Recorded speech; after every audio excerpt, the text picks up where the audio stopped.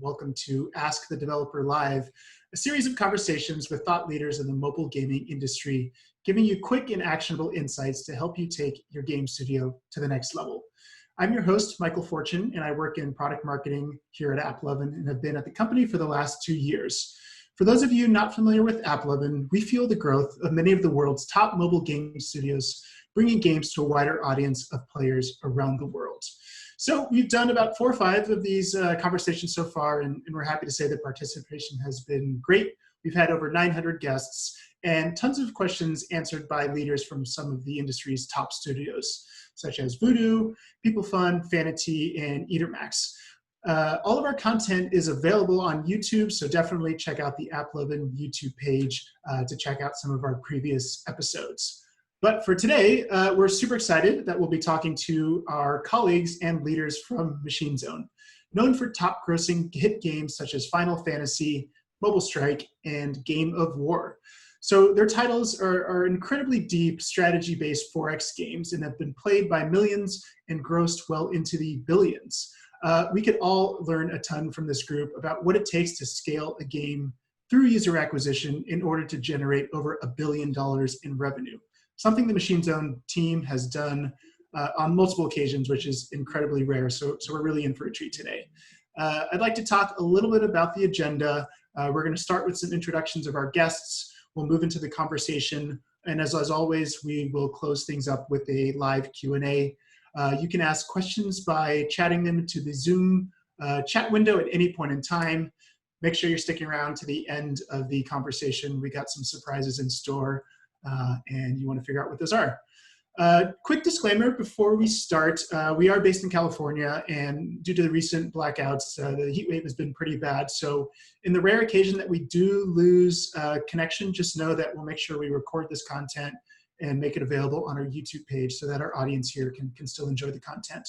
But without further ado, I'd love to start off with some introductions. First, I'd like to introduce Jerome Turnbull, who joined AppLovin after the merger and leads our performance marketing and ad monetization efforts across all of the AppLovin partner studios. Before AppLovin, Jerome worked at Fixu, Disney Mobile, and most recently at Machine Zone for the last 6 years, including coordinating the now legendary Game of War Super Bowl campaign. I'd also like to introduce Bill Walton, who has 6 years of experience in performance marketing. Bill joined Machine Zone as a media buying analyst in 2016 after 2 years working at Nanigans. More recently, Bill has joined the AppLovin performance marketing team, where he's building some really cool in-house marketing automation tools. You know, between the two of you, you have a tremendous amount of experience, and it's really a treat for you guys to be able to share some of your learnings with our audience here. So with that, I'd love to turn it over to you, Jerome, and thank you for being a part of this. Thanks, Michael. Excited to talk some UA today. I couldn't think of a better person to have on the show than Bill. I've had the pleasure of working with him for over 4 years, and there are a lot of fun memories to reflect on with him. One I remember is the night we launched Final Fantasy 15: A New Empire in June 2017. We had all hands on deck at midnight US Pacific. All of us hopped into a conference call. Bill was still in the office. He's that type of guy. Today we're going to be discussing how to determine your UA strategy, which can be a broad topic. We'll be focusing on performance-based digital marketing for apps and framing the discussion around 2 perspectives. The first is, what's the mobile UA landscape? What does it look like? How has it changed? And then how a developer should shape their strategy based off of their product. So, Bill, thanks for joining. Thanks for having me. How has media buying for mobile gaming changed in the past few years? It's been a roller coaster. So when I joined Machine Zone back in 2016, we had about, I want to say almost 100 marketers in the team. I think we were buying across more than 100 inventory sources. And so we had a very segmented approach. I think what we've started to see over time is consolidation across inventory sources. So we're seeing media buying teams and marketing teams buying more on sort of established, trusted partners like Facebook, Google. And essentially what we're seeing is that those partners are shifting towards further down funnel optimization models, which tend to increase CPMs. And so we're not only seeing that there is a shrinking of the pool, but we're also seeing a increase in the cost of acquiring those users for these deep funnel optimization models. Yeah, I remember one point, I think we were running about 6 or 7 DSPs at the same time. And it was like, wait a second, it's all the same traffic. So yeah, definitely consolidation.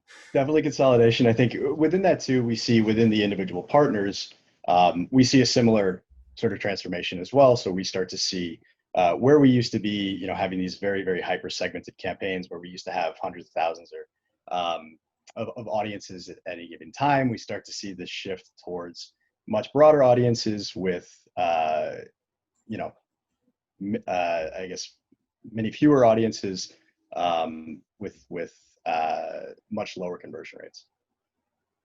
Yeah, I think we had a couple of ad accounts that probably had 100,000 ads, and we were pinging the Facebook API, deleting them, which brought in a whole other thing about getting data. Yeah, it definitely complicated things around like rate limiting and those types of conversations. Thankfully, I don't think it's as necessary anymore, but there might be some media buyers out there doing a similar thing. Yeah, so definitely. I think there's still this sort of two-pronged approach to balancing this out. Is number one is to take this very structured approach. I think Facebook refers to it as structured for scale. I think outside of that, you have sort of a scattershot or sort of audience soup approach that I think there's still pros and cons to both approaches. Yeah. So what did it look like before these deeper funnel optimizations took over? I think Facebook released AEO mid-late 2016, full adoption by 2017 when we launched Final Fantasy. Google UAC, I think roughly around the same time frame. Yeah, I think we just touched on it. I think ultimately it was extreme segmentation. I mean, you're optimizing towards an app install in most cases. And so the objective of marketing teams and I guess their data science counterparts was to try to define predicted values of each of these various segments, and then try to push as much spend towards the audiences that were performing better on an install basis. And essentially a data science team or an analytics team would try to identify certain subsets of audiences. And by audience, I just mean whatever the targetable group of users is. And then to try to right price each one of those audiences. So I think there's a lot more of a sense of data scarcity at the time. And so the challenges that we were trying to identify were to say, how can we more accurately predict what the right price to pay for any given install within audiences? I think you still sort of have the same problem, but it just becomes much more complicated as you optimize towards a much deeper funnel metric. And so what happens when you try that segmented approach today? Well, what we've tended to see, and I don't want to speak on behalf of titles that I haven't necessarily had the opportunity to look at the data for, but what we've tended to see is an increase in CPMs. We start to see that there is some degree of self-competition going on, although I think that's somewhat arguable in a sense. Ultimately, I think you tend to not provide enough signals for each of these campaigns to be able to sort of direct impressions towards higher value users. Yeah, but with each layer of targeting, let's say take Facebook as an example, you apply gender, you apply an age group, maybe you go down to a DMA, it just adds on the cost, which is a bit difficult, right? As the media buyer, you want to have that management. Yeah, it tends to explode pretty quickly. I think when we launched one of our more recent titles, we started with a fairly simple approach in one of our beta markets. If you're familiar with the strategy that we employ for game launches, we'll tend to identify a few beta markets that we want to launch into initially, and then try to ramp up that strategy as we expand into sort of GA and global markets. What we tend to find is you start with this segmented strategy, and then it just explodes as you expand outward. And so that just adds additional challenges, not only from a analysis and optimization standpoint, but also from a technical resources standpoint. So things become maybe a little bit more simple. You're relieving yourself of a lot of the targeting. You're working with the algorithms on these platforms. And so then event signals are extremely important there. What should media buyers be considering when they change to this broader targeting approach? What are some So best practices? yeah, I think I'd sort of break it up into two components. I'd say the first is understanding the audience, and number two is understanding the event. And obviously, I think we should preface a lot of this by saying that much of this is going to change within the next couple of weeks as we get into iOS 14. But in any event, with regards to the audience, I think understanding at least an approximation of what the audience looks like is going to go a long way. So in the past, when we had audience reach estimates, we could essentially define what the size of an audience had to be based upon our expected conversion rates. We could back out, if we need to hit X number of conversions within a certain period of time, we can pull together an audience, and then we can very quickly say, well, the monthly estimated reach of this audience is Y.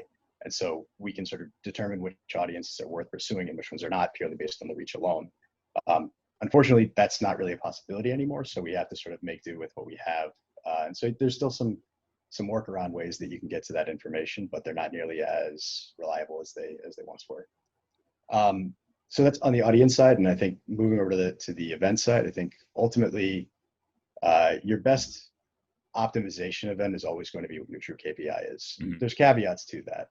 But ultimately, if you can provide enough signal strength to these API partners like Facebook, Google, to be able to effectively drive scale towards that audience, then that's going to be your best bet. And then I think much of what comes after that is largely what's shared by these partners pretty frequently, which is try to maximize scale against these deep funnel optimization events like purchase or revenue, and then cascade downwards. And I think this is also largely focused on games that have an IAP revenue model. I think keeping in mind that there are obviously different types of revenue strategies for these developers to pursue, I think trying to identify what the right event is also quite important. Yeah, a lot of these platforms are pushing return on ad spend bidding, and that's the North Star, right? Revenue, but it doesn't always work out that way with optimization. We saw that at Machine Zone, where pay rates are low, but the value of the users are really high. Right. And we had these fun conversations about whale hunting, if that's even really a thing. Sometimes it's easier to find things you don't want to buy because there are more signals there, negative targeting and so on. So you bring up a good point. It changes. You got to be nimble, work with your MMP. Like how would you go about asking, it's working with a developer to think about what events to test outside of revenue? Yeah, I think the two considerations the two things that you want to try to identify, number one, are proximity to a revenue event. So to what degree are these events correlated with whatever the ultimate objective is that we're trying to pursue?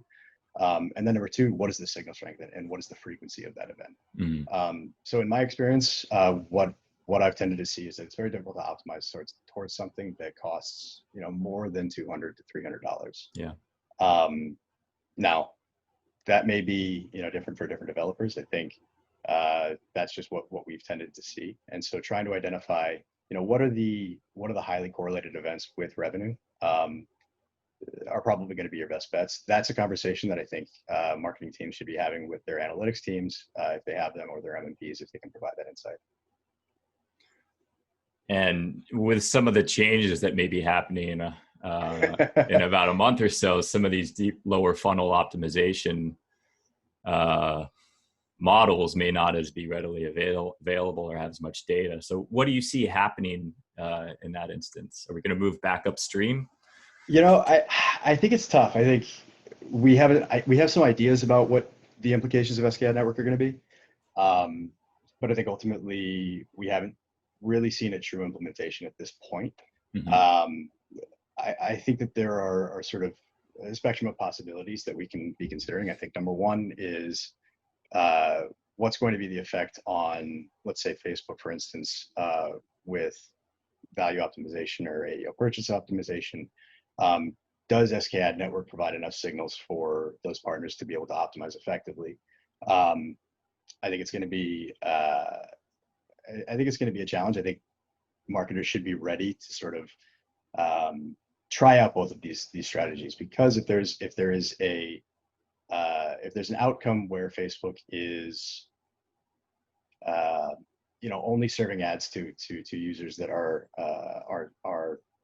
tracking enabled, then I think you're going to have one situation. And if they are switching sort of gears to allow for do not track users, you're going to have an entirely different outcome where you're likely going to see lower CPMs. But again, this is all speculation. I think we should be willing to test what other outcomes we might run into. So we covered events and the signal strength, which is how frequently that event happens, how rich the data can be when you send back to the platform for their optimization.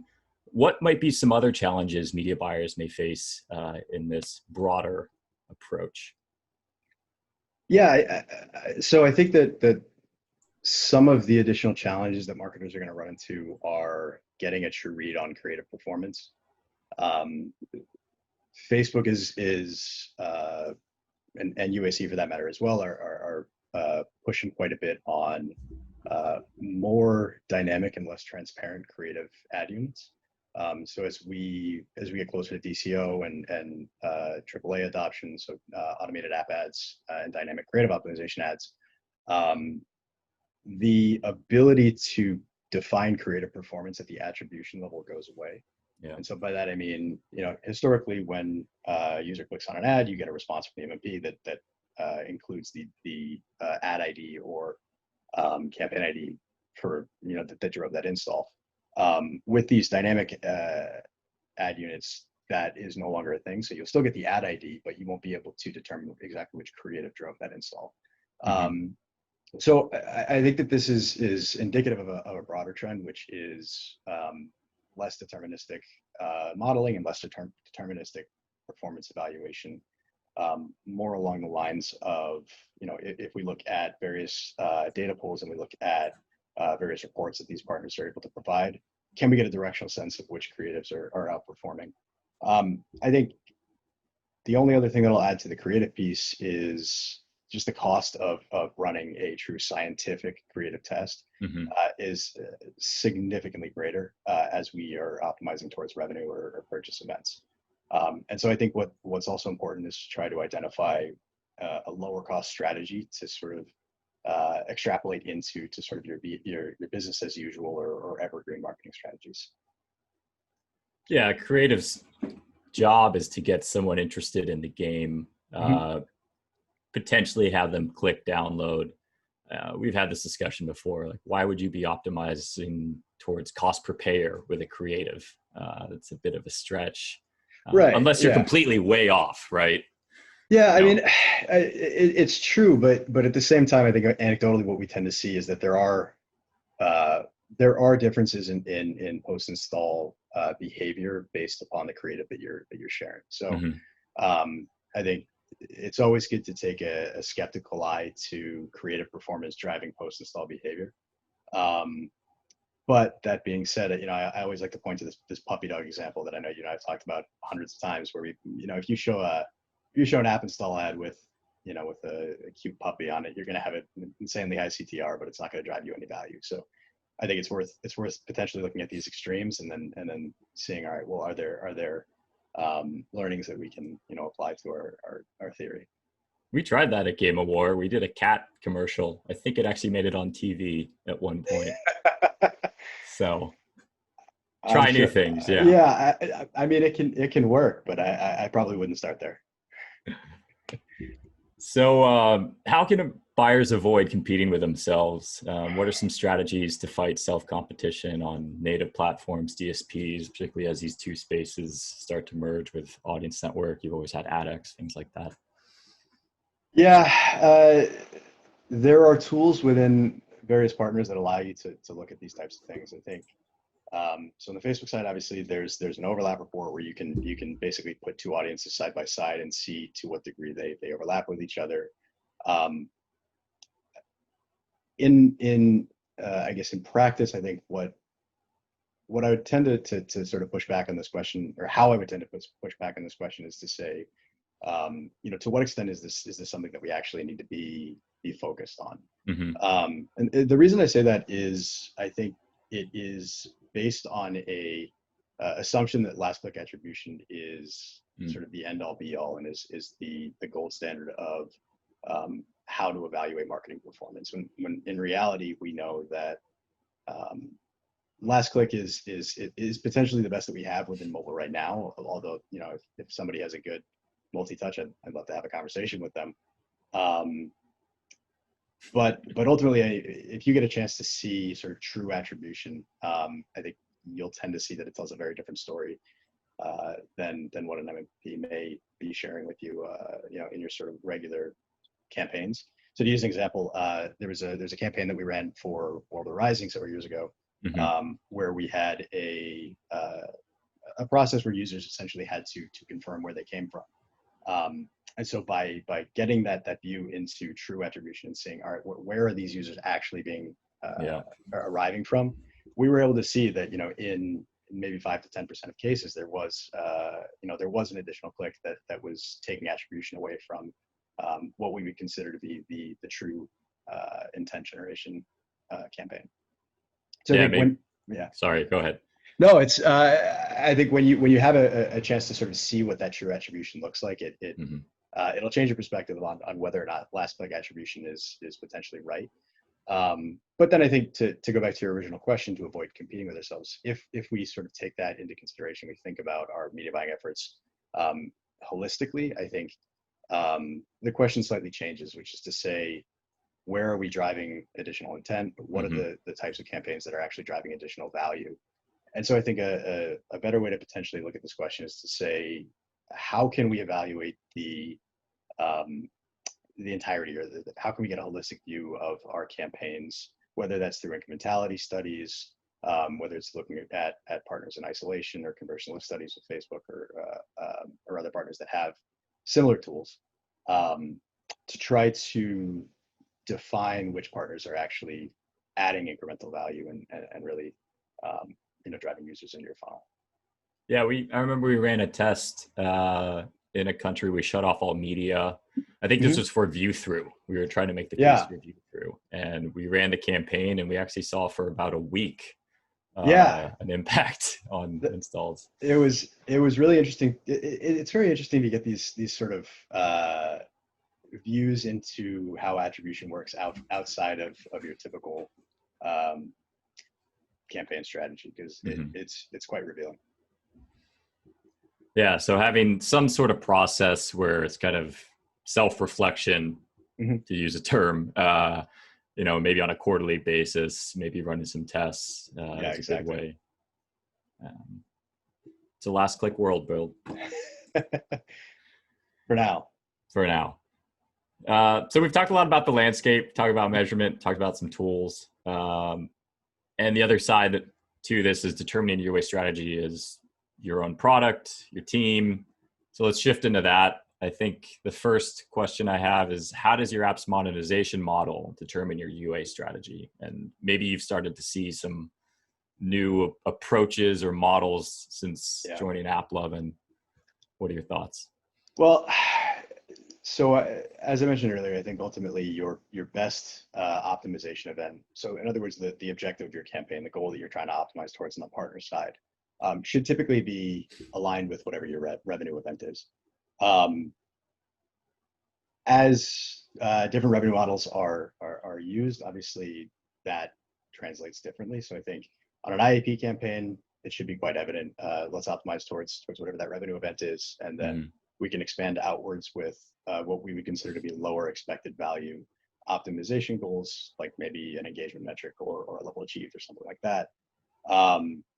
On the ad monetization side, I think ultimately it's trying to identify whether or not there is an event that is highly correlated with that purchase or with that IAP revenue, so ad impressions. Yeah, I think there's been a few products that have tried to optimize towards ad revenue. I don't know if it's actually worked yet, or some sort of retention metric. But yeah, I haven't tested those. I haven't seen those run in action, but I I can imagine that specifically on Facebook and Google, as we, if we're trying to optimize towards a retention metric, there's going to be a continual increase in costs. And I think if the priority is to try to get as many low cost users with as high retention as possible, sort of giving Facebook the keys to the car in that case may not be the best scenario. I think you may see costs increase over time. Yeah, the other part of it is, are you a hardcore game? Can you afford a $20, $30 CPI, maybe $100 if you're running something on VO, or is it a hyper casual game that monetizes through ad revenue? That might also impact your partner selection costs. You could just make some estimates as well.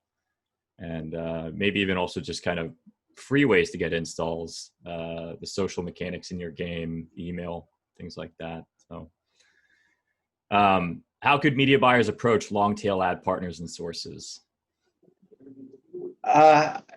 This is a good question. I think it's very much aligned with where we saw UA strategy in the past, where we had a long tail distribution of various partners that were adding value, basically outside of what we are currently buying on. So I think I'd say proceed cautiously. We tend to see that some of these long tail partners, like affiliates, they can tend to be some of the sources of sort of unsavory behavior. Not to say that that's universal. Of course, it's not. But we do tend to see that more of the suspicious behavior and call it fraud tends to come from some of these smaller partners. And so I think if you're able to identify those fraud signals quickly, and you're able to work with the partner to sort of get back to a profitable place, I think they can be fine. I think something else that needs to be considered here, though, is that the more you tend to buy fraud, the more you tend to continue to buy fraud, as we see that there are additional dollars that are invested in these partners that are driving lower value, or call them higher value users that are not necessarily originating from those partners. You're just going to continue to invest in those partners over time. So ultimately, I think understand what your highest value inventory sources are, and then allocate test budgets to these partners to see, are these adding to our incrementality measurements? Are they driving additional value for our campaigns that we're not able to achieve otherwise? Yeah, I don't think anybody needs 400 media partners. We were never running that many, but if you were to query our database, it might have that many rows. Yeah, there was an explanation that I heard a little while ago that I thought that was really telling, which is essentially that back in 2015, 2016, there's sort of this great blue big ocean of mobile game users that we hadn't yet identified, and sort of there's always this desire to try to unlock these hidden pockets of users in the ocean. I think as we've seen these partners shift down funnel, what we've tended to see is that that pool of high value users and engaged users is maybe just as large as it once was, but it's definitely becoming, or it's definitely shrinking in terms of how partners are able to address those audiences. Yeah, I think I remember some interview that Gabe said, our former CEO at Machine Zone, that we only went on TV because we had maxed out digital. And actually TV was highly unprofitable. It was only at that time, and you could capture it through improved click to install rates in digital marketing, that it made sense. So, if people are thinking where to go, start with your core sources, work your way out from there as you scale out. So how should media buying teams build their teams and workflows to work in the current landscape? So I think for most people that come in as marketing managers or media analysts, I think ultimately, if they stay within the field, there are only a handful of different directions that they're going to take typically in their next position. I think what that tends to be is people that are really interested in the analytics and sort of the data science piece tend to go into data science and analytic roles. People that are very interested in working with the people in their team tend to move towards towards people management. And then there's another subset that moves towards product or engineering. So I think ultimately define or understand what those skill strengths are for team members that join, and then position them in ways that can help them with whatever comes next. I'd say, typically speaking, if you're bringing somebody on for a team, you probably have a reason for having them join the team. And so I'd say, have that new team member focus on managing whatever the core responsibilities are for, the first couple of years or the first year. And then beyond that, allow them to sort of focus on whatever their interests are, because each of those components are needed within a marketing organization. I tend to lean towards product, and I think reducing the number of heads in the office is always a good thing if you can automate and simplify a lot of processes. But I think each one of those archetypes is needed within a performance marketing team. Yeah, there's different tracks. There's some individual tracks, and there should be opportunities for people to grow and increase their impact. If it's not leading a team, but leading projects, leading across initiatives. And then there's a value in growing a team, motivating people, the people management side, and product. That's where your heart's at. So yeah, I think also there are a couple of different approaches from an ownership perspective as well. I think there are probably a number of different philosophies or approaches that you can take as it relates to who owns what. And I think depending upon the size of a marketing team, it would be worth considering, well, if we want, do we want new hires to manage an entire product top to bottom? Do we want them to own specific channels? I think there are benefits to each that I think result in different outcomes, and so it's worth understanding which one is best for your team. Yeah. Do you want to be just the Facebook guy, or right? Work across partners? So it's not a simple solution. What are the advantages and disadvantages of working with external agencies or marketing partners? There's a number of easy benefits, and I think there's some less tangible ones. I think in terms of advantages, obviously you have insight into verticals that you may not otherwise be exposed to. I think when you work entirely with in an isolated way, you tend to get into a static line of thinking, and I think that working with third-party SaaS providers or agencies can sort of get you out of a static way of thinking. In most cases, I think SaaS providers tend to provide a better ad building experience, and I think most people are able to get out of the box tools. I think some of the disadvantages tend to be alignment around KPIs can be very difficult. I think ultimately there's going to be some degree of a different set of KPIs both internally and externally, and I think some of the automated systems that we tend to get interested in talking about internally become quite difficult as you approach them through a SaaS provider. Yeah, it's always good to have an outside perspective. That's one of the things I've really enjoyed about this AppLovin team, because there are so many different studios we get to work with, a lot of different perspectives, buying approaches. So that's been a really exciting thing. You can also get that also working with someone you pay, but sure, it's an outside perspective. Disadvantages, yeah, I'd agree with all those. I can't remember how many times that we've been trying to line up data between data sources, even our own internal and our MMP. So that'll be there. I think it's easy to try and just maybe use,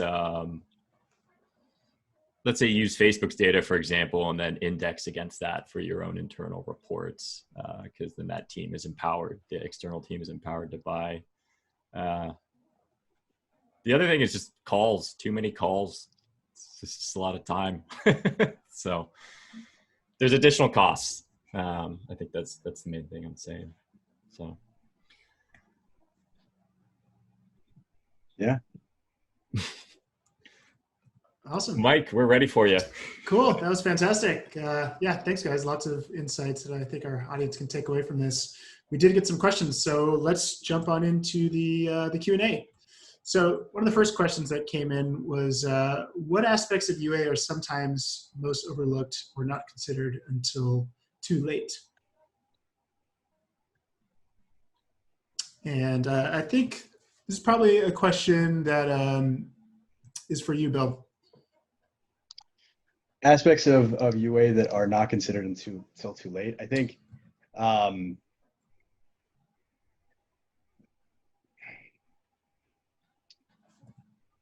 I can give a thought real quick. Maybe that'll help out. Sure. Yeah. I think cohorting and measurement is a really important one that, once you start viewing the world a certain way, it's hard.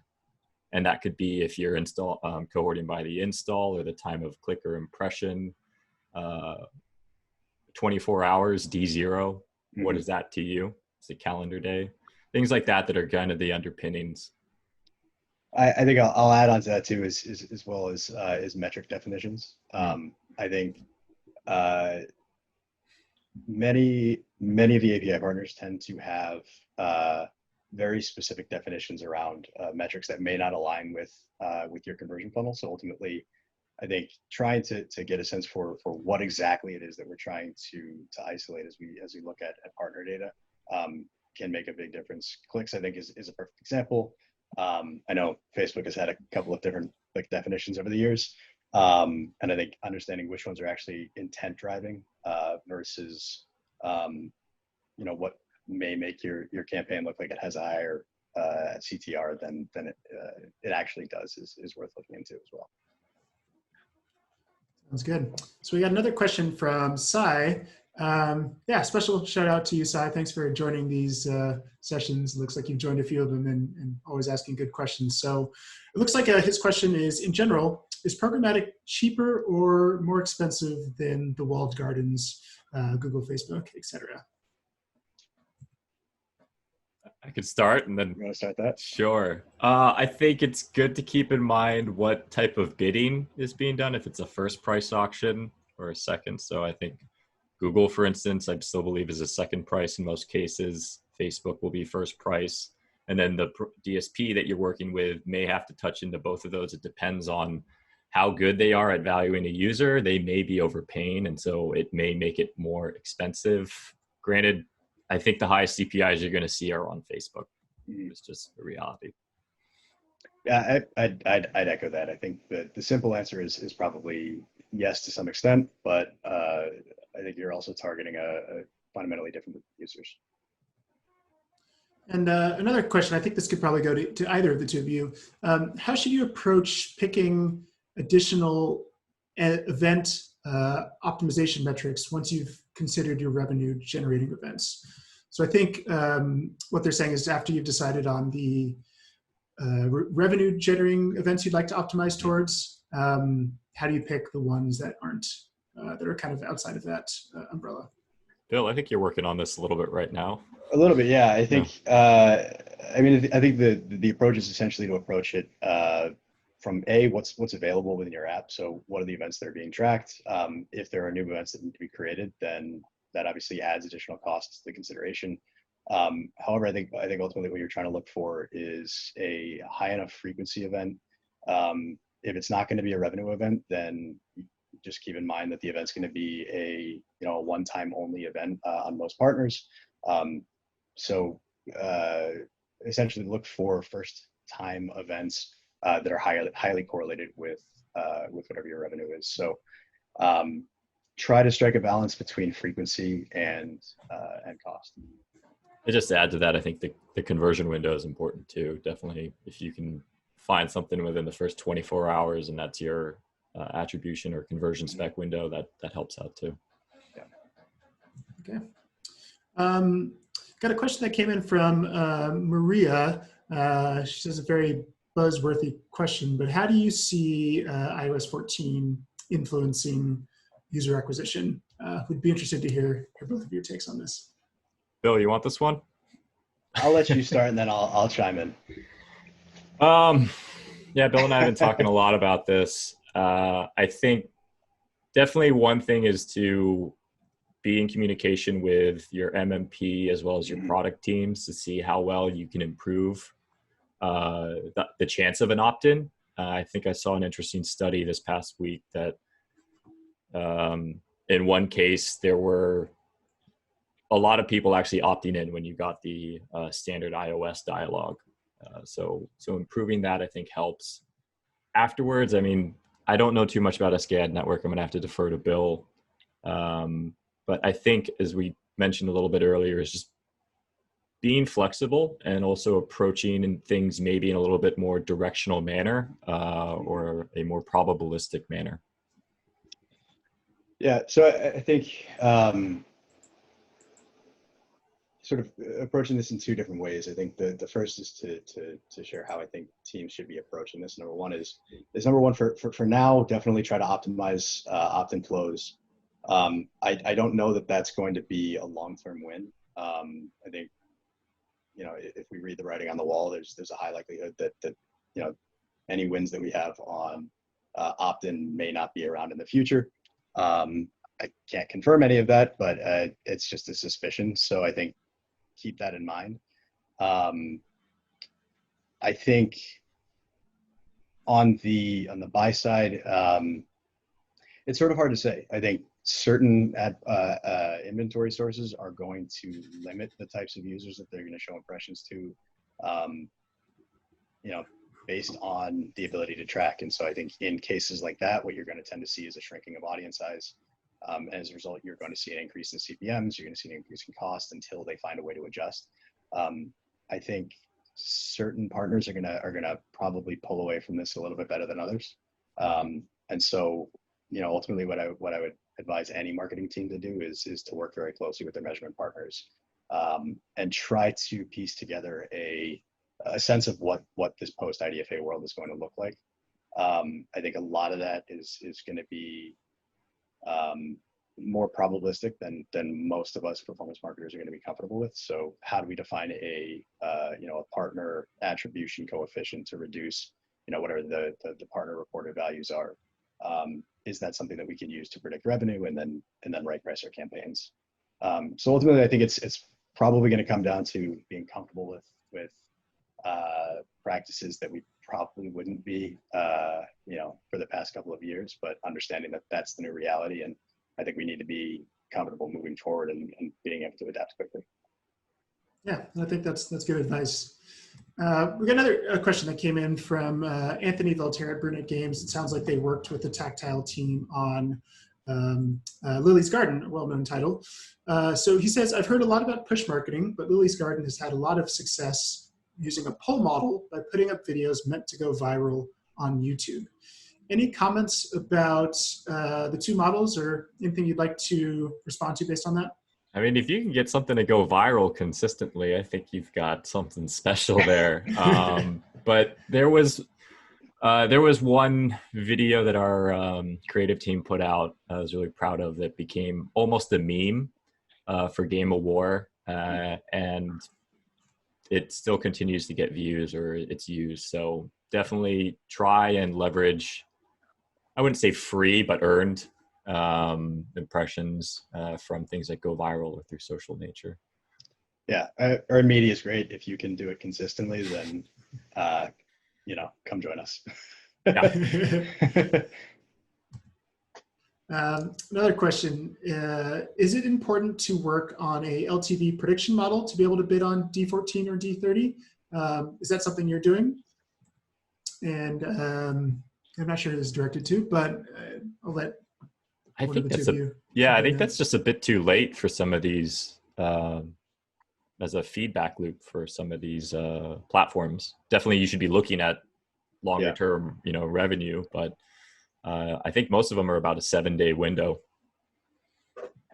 Yeah, I think it depends on the partner, but I agree. I'd say moving forward, maybe if you don't have that LTV model at this point, it would be worth considering how that's going to change in the future, and maybe structure that type of consideration around a broader cohort instead of necessarily trying to tie it to something that you wouldn't be able to optimize around in the future, just as a side note. Yeah, that makes sense.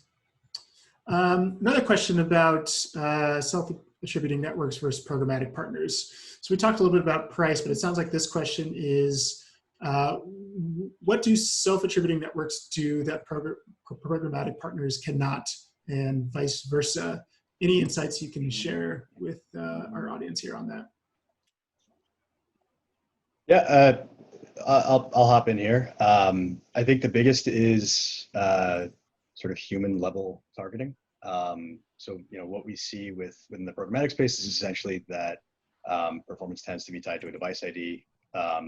On self-attributing networks, there's a much bigger profile that's built around a user, and so Facebook, Google, all these other SANs can build a much richer data set around an individual. Now, the parallel side to that is that we don't have any insight into what that profile looks like. So it's sort of locked behind Facebook's walled garden. But I think I think ultimately building that sort of social graph around an individual is probably the biggest value add, and ultimately it just comes down to targeting. I think this also comes back to what you're talking about, Bill, where the last click model is inherently flawed, but it's what we use. So it's common for us to see that Facebook will overclaim 30% of the installs. Mm-hmm. That will change depending on your media buy mix. As Bill mentioned before, it's probably good to do some tests in some smaller geos, maybe turn Facebook off, try some other partners, see what happens to your overall marketing. Awesome. So I think we had a couple more questions, but I don't think we'll be able to get to all of them. So if you didn't get your question answered, please reach out to us. We're all happy to answer those questions. Would like to thank you, Jerome and Bill, for joining us. That was fantastic. Really enjoyed having you.